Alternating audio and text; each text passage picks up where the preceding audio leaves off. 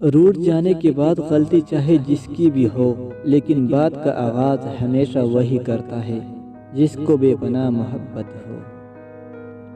کچھ درد ایسے ملے ہیں زندگی میں جنہوں نے جان بھی لے لی، زندہ بھی چھوڑ دیا۔ مسکرانے کے زمانے گزر گئے صاحب، ایک شخص دفنا گیا، میرے شوق بھی میرے ذوق بھی۔ زندگی میں چوٹ لگنی بہت ضروری ہوتی ہے، کیونکہ زخم جیسا کوئی استاد نہیں۔ حضرت علی رضی اللہ تعالی عنہ نے فرمایا، گناہ کے دوران موت نہ آنا اور گناہ کے بعد توبہ کی مہلت ملنا اللہ پاک کا بہت بڑا احسان ہے۔ جب تمہاری زندگی میں ایسے حالات سامنے کھڑے ہوں جہاں تمہیں لگے کہ تم تنہا ہو گئے ہو، تو گھبرانا نہیں، اللہ سے نا امید نہ ہونا۔ ہو سکتا ہے اللہ سے جڑنے کے لیے تمہیں تنہائیوں کے راستے سے بھی گزرنا پڑے گا۔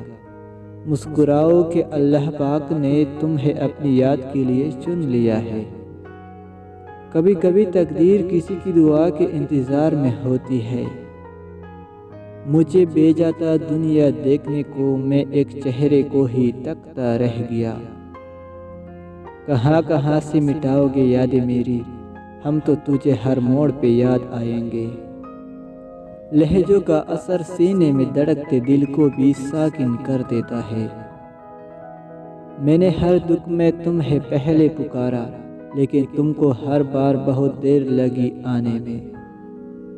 چہروں سے پتہ نہیں چلتا دل کے گہرے زخموں کا، کوئی ساحل پر کھڑا کیا جانے کہ سمندر کتنا گہرا ہے۔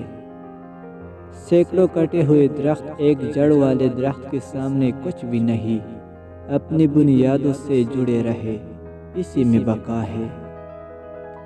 دوست محبت کرنے والوں سے بہتر ہے، کیونکہ دوست مسائل حل کرتے ہیں جبکہ محبت کرنے والے انہیں پیدا کرتے ہیں۔